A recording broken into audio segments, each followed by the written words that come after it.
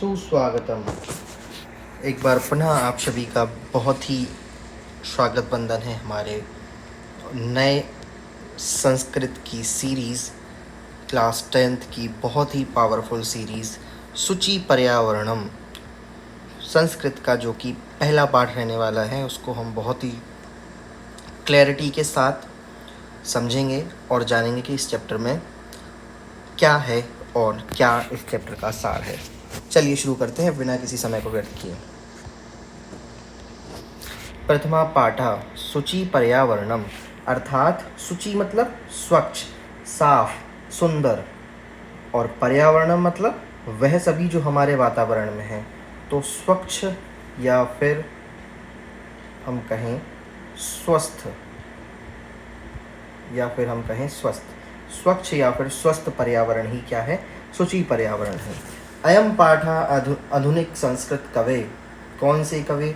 हरिदत्त शर्मणा लसल्लतिका इति रचना संग्रहात संकलितो अस्ति। इस पाठ में आधुनिक संस्कृत के कवि हरिदत्त शर्मा की जो रचना संग्रह है, इसका नाम है लसल्लतिका, उसका संकलन किया गया है। इस पाठ में हरिदत्त शर्मा जी हैं, उनका एक संग्रह है लसल्लतिका, उससे लिया गया है ये पाठ। यहाँ क्या हो रहा है? अत्र कवि महानगराणाम यंत्रादिकैन प्रवर्धित प्रदूषणोपरि चिंतित मना दृश्यते। यहाँ हम देखेंगे कि जो कवि है यानी कि हरिदत्त शर्मा जी हैं, वो महानगरों में बढ़ते यंत्रों के, बढ़ते मशीनरी के उपयोग से होने वाले प्रदूषण को लेकर चिंतित दिखाई पड़ रहे हैं।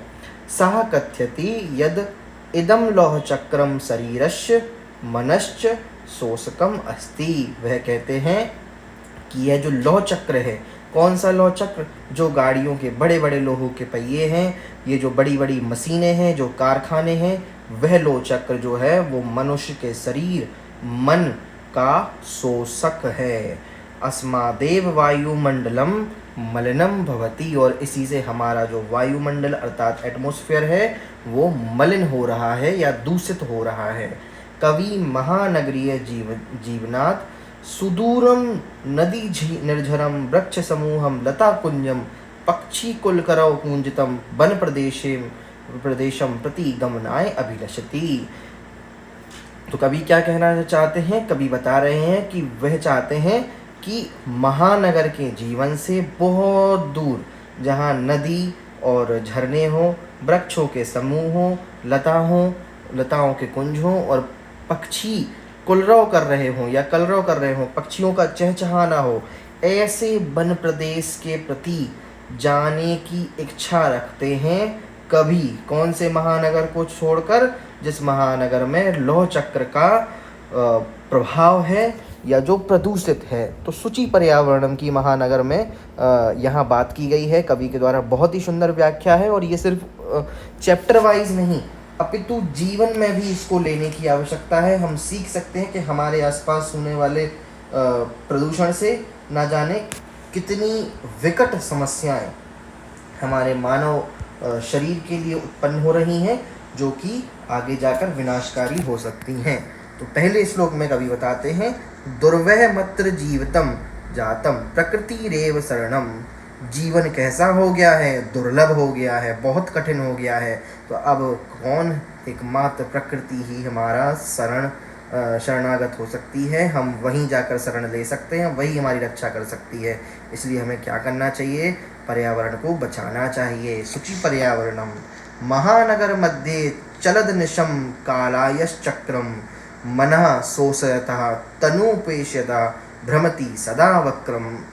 महानगर में रात दिन चलने वाले वो लोहे के पहिए, वो बिना रुके चलने वाले वो लोहे की मशीनरी या कारखाने मन का शोषण करते हैं, तन को पीसते हैं, और यह सदा उल्टा चलता है। ये जो पहिया है वो मनुष्य को खाया जाता है, मनुष्य को मन का शोषण करता है और तन को पीसता है। दुर्दांत दर्शनेर मुना श्यान्नेव जनग्रशनम। कहीं ऐसा ना हो कि इसके भयानक से दांत पूरी मानव समाज को ही ग्रसन कर लें या पूरी मानव समाज का ही विनाश कर दें। तो और कहते हैं शुचि पर्यावरण, इसीलिए हमें पर्यावरण को बचाना है, ये पर्यावरण के संरक्षण के लिए आवश्यक है। आगे बढ़ते हैं, फिर हम देखते हैं दूसरा जो श्लोक कवि बताते हैं। ये पिक्चर आप इससे समझ सकते हैं कि कैसे पॉल्यूशन हो रहा है। अब ये जो मैं आपको श्लोक बताऊंगा वो आप यहाँ देखेंगे, लिखा हुआ है कज्जल मलिनम धूमम मुंचती सतशक्टियानाम। कज्जल मलिनम, काजल के समान काला धुआं, काजल के समान मैला और काला धुआं सैकड़ों वाहनों से निकल रहा है, जो क्या कर रहा है, हमारी वायु को प्रदूषित कर रहा है। वाष्प्यान माला संधावती वितरंती ध्वानाम, और जो हमारी ट्रेन है, जो रेल है, वो निरंतर क्या कर रही है, वो पंक्तियों में चलती जा रही है और बहुत सारा शोर फैलाती जा रही है, जिससे कौन सा प्रदूषण हो रहा है, जिससे ध्वनि प्रदूषण हो रहा है, से ध्वनि प्रदूषण हमें देखने को मिल रहा है, नॉइज पॉल्यूशन जिसे हम इंग्लिश में कहते हैं। ये कवि बता रहा है, कितनी सुंदर बात कही है कवि ने। एक तो काजल के समान जो काला और मलिन धुआं है जो सैकड़ों वाहनों से निकल रहा है, और रेलगाड़ियों की पंक्तियों से निकलने वाला वह जो शोर है वह, और याना नाम पंक्तियों हयनंता कठिनम संसरणम।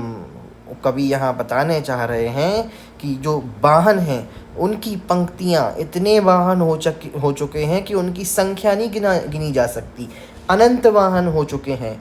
इसलिए संसरणम अर्थात चलना भी दुर्लभ है। ये देखिए, ये जो व्यक्ति पार करने का प्रयास कर रहा है वह चल नहीं पा रहा है, एवं सरकना भी मुश्किल है, अर्थात पैर रखना भी मुश्किल है, आप एक जगह से दूसरी जगह नहीं जा सकते। इतने वाहन आज वातावरण में आप अपने आसपास देखते हैं। ये पर्यावरण का जो दुष्प्रभाव पर्यावरण पर पड़ रहा है मनुष्यों के कारण, उसके कारण। अब देखते हैं आगे, बहुत ही शानदार रचना है ये। थर्ड श्लोक में कवि बताते हैं, वायुमंडलम भ्रशम दूषितम ना ही निर्मलम जलम। वायुमंडल में वायुमंडल क्या हो चुका है, बहुत ही तक बुरी तरीके से दूषित हो चुका है। सांस लेने के लिए हवा नहीं है और स्वच्छ जल नहीं है पीने के लिए। ये स्थिति है आज। कुत्सित वस्तु मिश्रित भक्ष्य समलम धरातलम। ऐसी कौन सी खाने की वस्तु है जिसमें मिलावट नहीं है, जिसमें बुरा कुछ पदार्थ ना मिला हो। और हमारा तो कहना यह है कि जो संपूर्ण धरती है, जो धरातल है, वो क्या हो चुका है, मलिन हो चुका है। मलिन हो चुका है तो क्या करना चाहिए, तो लिखा हुआ है करणीयम बहिरंतर जगति तू बहु शुद्धिकरणम। हमें सिर्फ बाहरी नहीं अपितु अंतर्मन की भी शुद्धिकरण करने की अति आवश्यकता है। तभी हमारा जो पर्यावरण और हमारा जो मन है वो क्या हो सकेगा, शुद्ध हो सकेगा और शुचि पर्यावरण की स्थापना हो सकेगी। अभी आगे बढ़ते हैं चौथे श्लोक में। कंचित कालम नए मामश्मन मन्नगाराद बहुदूरम। हे वो कहते हैं कि मुझे कुछ समय के लिए ही इस महानगर से बहुत दूर ले चलो। तो कहाँ ले चलो, प्रपश्यामी ग्रामंते निर्जल नदी पयापूरम। कहते हैं कि मुझे ऐसी जगह ले चलो, किसी गांव के ऐसे छोर पर ले चलो जहाँ पर नदी, झरने, सब कुछ हो, वहाँ मुझे ले चलो। क्या होगा वहाँ पर, एकांते कांतारे क्षणमपि में स्यात् संचरणम। तो ऐसे एकांत पर जाकर जहाँ सारा प्रकृति का वैभव होगा, वहाँ मुझे अपितु क्षण मात्र ही, भले ही क्षण मात्र के लिए मुझे क्या मिल पाए, शांति मिल पाए। इसलिए कवि चाहता है कि वह महानगर के जीवन की कड़ी निंदा करता है, चूँकि महानगर में जो जीवन जिया जाता है उसमें पर्यावरण को बिल्कुल भी ध्यान में नहीं रखा जाता, अपितु उसका खंडन और हनन होता है। पांचवें श्लोक में देखते हैं, हरित तरुणाम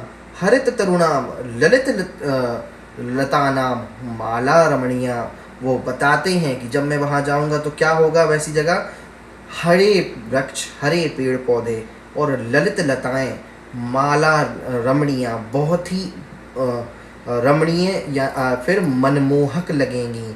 वहाँ के वृक्ष और वहाँ की झाड़ियाँ, वहाँ की लताएं, वहाँ के पेड़ पौधे, कितना प्यारा वह दृश्य होगा। कुसुमावली समीर चलिता स्यान में वर्णिया, और बता रहे हैं कि जब हवा चलेगी, हवा के झोंकों से जब वो फूलों के की जो पंखुड़ियाँ हैं या फूलों की फूल जब हैं, जब वो लहराएंगे तो वो मन को आनंद देने वाला दृश्य होगा। कितना प्यारा वह दृश्य होगा। नवमालिका रसालम रसालम मिलता रुचिरम संगमनम, और जैसे ही जब एक नए जो हमारी जो जैस्मिन का जो प्लांट होता है, जिसको हम चमेली बोलते हैं, चमेली का जो पौधा होता है, वो चमेली की बेल मानो जब आम से मिलेगी तो वह जो संगम होगा वो अत्यंत सुंदर और रुचिर होगा, बहुत ही मनमोहक होगा, बहुत ही आकर्षक होगा और बहुत ही मन को शांति देने वाला होगा। कितना प्यारा वर्णन पर्यावरण का कवि ने यहाँ पर किया है। आगे देखते हैं। आई चल बंदो, वो कहते हैं, अब वो क्या कह रहे हैं, अब आप सभी से, अब हम सभी से, अब हमारे पूरे संसार वासियों से वह कहते हैं, ऐ चल बंदो खगकुल कलरव गुंजित वन प्रदेशम। तो हे मित्र, हे बंधु, सब चलो, कहाँ चलो, उस वन प्रदेश में चलो जहाँ पक्षियों के समूह कलरव गाते हैं, जहाँ पक्षियों की चहचहाहट गूंजती है, जहाँ पक्षियों का शोर सुनाई देता है। पुर कलरव संभ्रमितो जनेभ्यो धृत सुख संदेशम, और क्या करो, उन लोगों को, कौन से लोगों को, जो संसार के शोर में क्या हो चुके हैं, भ्रमित हो चुके हैं, जो संसार के शोर में भ्रमित हो चुके हैं, उन सभी को सुख का संदेश दो। और कौन से सुख का संदेश, धैर्य वाले सुख का संदेश। कौन से सुख का संदेश, प्रकृति के सुख का संदेश, वह संदेश दो। और कहाँ चलो, वन प्रदेश की ओर। और क्या लिखा हुआ है, चाक चिक्य जालम नो कुर्यजी वितर सहरणम। और कहते हैं कि चकाचौंध में, कृत्रिम चकाचौंध में जो फंसे हुए हैं, जो कृत्रिम चकाचौंध में जो बाहरी वैभव के, जो सांसारिक चकाचौंध में फंसे हुए हैं, उन्हें भी क्या करना है, उन्हें कहीं ऐसा ना हो कि ये जो संपूर्ण संसार है, ये जो संपूर्ण वैभव है, जो झूठा वैभव मानव ने बना रखा है, जो सांसारिक सुख मानव ने बना रखे हैं, कहीं वह संपूर्ण मनुष्य जाति को ही अपने में ना समा ले, कहीं ऐसी अनहोनी ना हो जाए। इसलिए क्या करना चाहिए, हमें अपने पर्यावरण को स्वच्छ, स्वस्थ और साफ रखना चाहिए। अंतिम श्लोक है, हम देखते हैं। प्रस्तर तले लता तरु गुलमा नो भवन्तु पिष्टा। ऐसा ना हो कि इन बड़ी बड़ी पत्थरों की इमारतों से हमारी जो लताएं हैं, जो हरे भरे वृक्ष हैं, वो पिस जाएं, वो मिट जाएं इनके तले। पाषाणी सभ्यता निसर्गे श्यान समाविष्टा। वो कहते हैं कि ये पाषाणी जो सभ्यता है, ये कहीं हमारी समाज को, हमारी मानव समाज को ही ना निगल ले। मानवाय जीवनम कामये नो जीवन मरणम। वो कहते हैं कि मैं तो ये कामना करता हूँ कि मानव जीवन सुखी हो, स्वस्थ हो, पर्यावरण से रहित हो और बहुत ही संपन्न हो, ना कि ये कि वह जीते जी ही मर जाए। कैसे मरेगा, जब हम पर्यावरण को नष्ट करेंगे, जब हम पर्यावरण का सदुपयोग नहीं करेंगे, जब हम उसका निरंतर हनन करेंगे। तो ये वह 7 श्लोक थे जो क्लास 10th के संस्कृत के फर्स्ट चैप्टर में दिए गए हैं। बहुत ही शानदार रचना कवि के द्वारा है। कवि का नाम आपने देखा होगा, हमने कवि के बारे में पढ़ा था, उनका नाम था आधुनिक कवि हरिदत्त शर्मा, जिनकी जो रचना थी हमने देखी थी वो रचना, उस रचना से ये सब लिया गया था। तो ये देखिए लसल लतिका, हरिदत्त शर्मा की लसल लतिका से ये पाठ लिया गया था सूचिपर्यायणम।